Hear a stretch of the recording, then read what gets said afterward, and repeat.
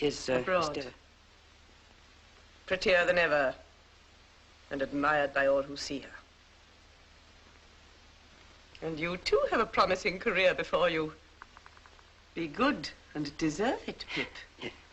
You will always keep the name of Pip, you know. Yes, Miss Havisham. Goodbye, Pip.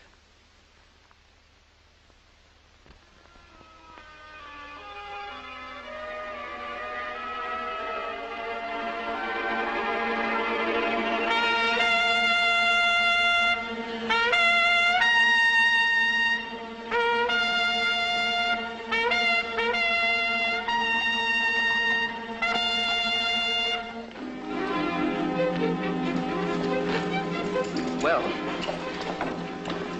bye, Joe. God bless you, dear old Pip. God bless you. Bye, Biddy. Bye, Pip.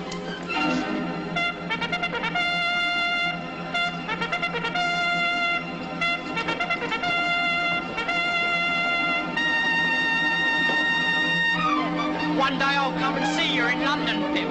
And then, what larks, eh? Bye, Joe. Goodbye, big old chap.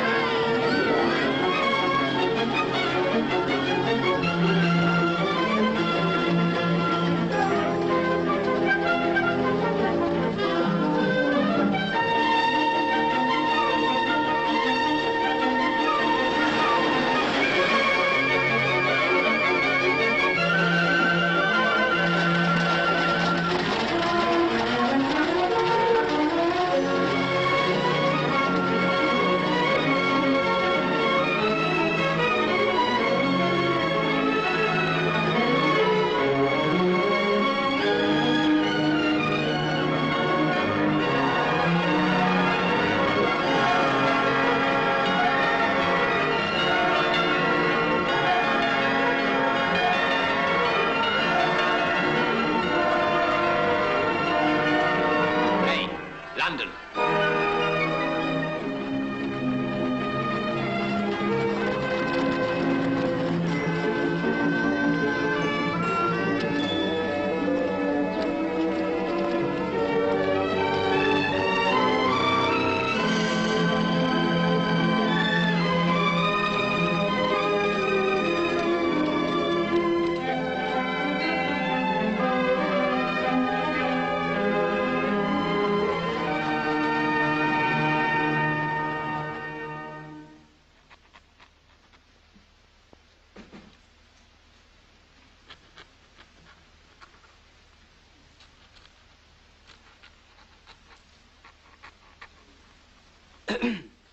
Excuse me, please. Is Mr. Jaggers at home? He is not. He's in court at present.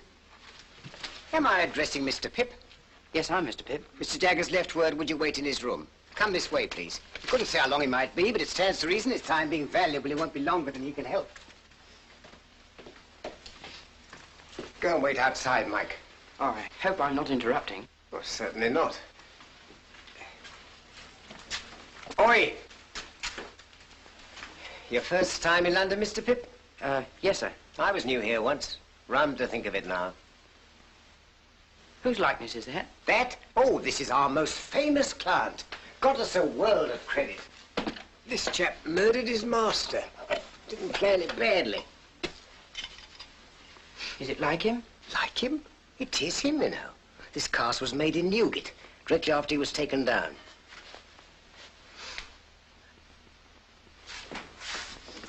Oh, your man comes on this afternoon. Have you got the witness? Yes, Mr. Jaggers. Wait here. Mr. Pip's here. Good. Ah, so you've arrived safely, Mr. Pip. Good morning. Good morning, Mr. Jaggers. Now, we can soon settle you. Wemmick, Mr. Pip's file. Wemmick here will conduct you to a Mr. Herbert Pocket's rooms in Barnard's Inn, where you will live. Oh, sit down, Mr. Pip, sit down. Mr. Pocket will be able to give you a good lead as to the places in London with which you shall become acquainted. I take it that that is agreeable? Yes, Mr. Jaggers. Next, money. Your allowance will be £250 per annum, which means that you will draw from Wemmick here the sum of £62, 10 shillings per quarter. A very handsome sum of money, too, I think. You consider it so? How could I do otherwise? But answer the question. Undoubtedly, Mr. Jaggers. Good. Get out!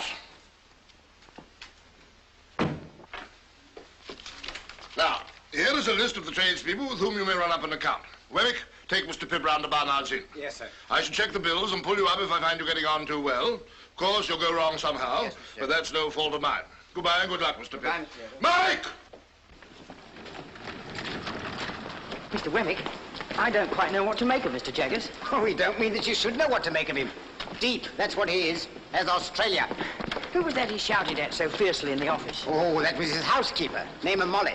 He got her off on a murder charge. Murder? Isn't he frightened of having her about? Not him. When you come to see us again, take a good look at her. Shall I see anything very uncommon? You'll see a wild beast tamed. Keep your eye on it.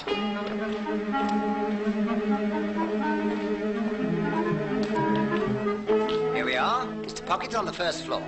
You don't want me anymore? No, thank you, Mr. Wemmick. As I keep the cash, we shall most likely meet pretty often. Oh, well, Very glad, I'm sure, to make your acquaintance. Good day. good day, sir.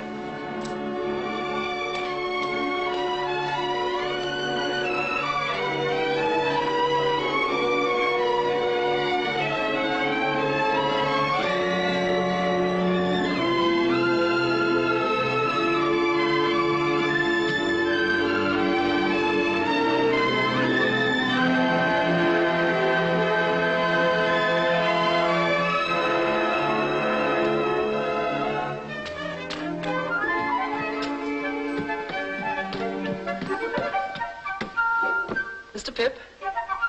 Mr. Pocket? Oh, dear me, I'm extremely sorry. But the fact is, I've been out on your account, for I thought, coming from the country, you might like a little fruit. And I went to Covent Garden Market to get it good. Well, thank you. It's very nice of you.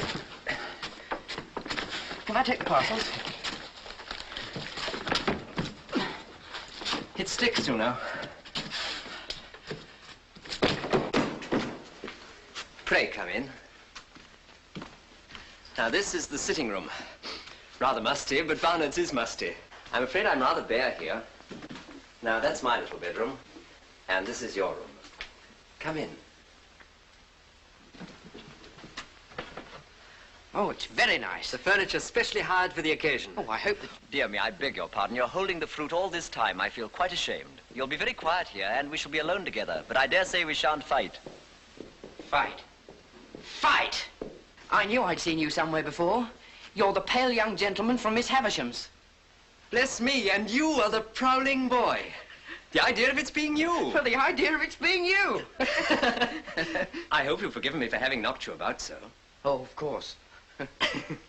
You hadn't come into your good fortune at that time, had you? No. I was rather on the lookout for a good fortune then. Indeed? If Miss Havisham had taken a liking to me, I suppose I should have been provided for. Perhaps even I should have been engaged to Estella. But I didn't care much for it. She's a tartar. Who? Miss Havisham? I don't say no to that, but I meant Estella. You know she was adopted and brought up by Miss Havisham to wreak revenge on all the male sex.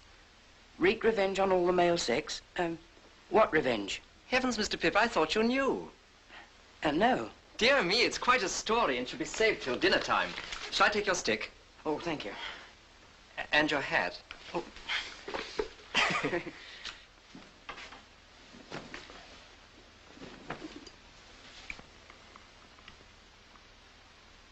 Herbert, Yes, my dear Pip. as I've been brought up a blacksmith, I'd take it as a great kindness if you'd give me a hint when I go wrong in my manners. With pleasure, though. I should guess you'd need very few hints. Thank you very much.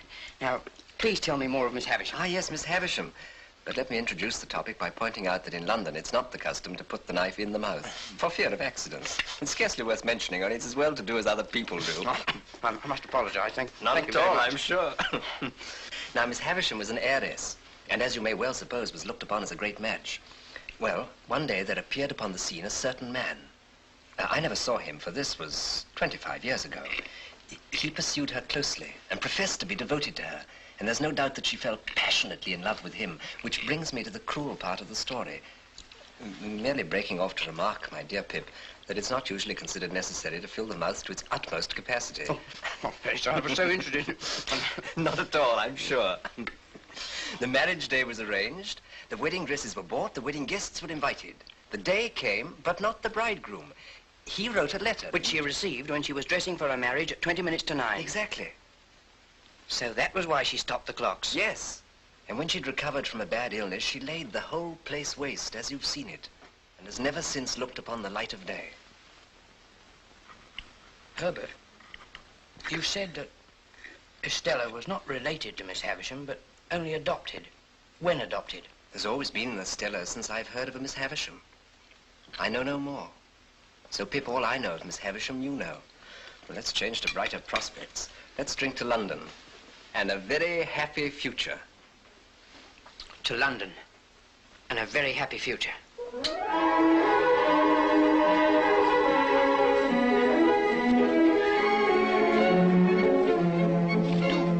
3, 4. Now all together, Mr. Pip. That's right. That's better. Much better. Enjoy yourself.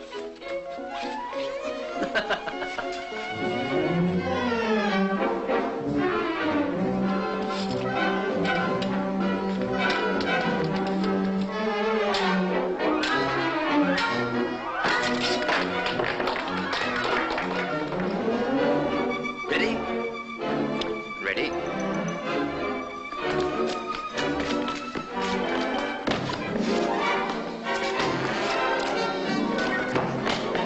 Forgive me, Herbert.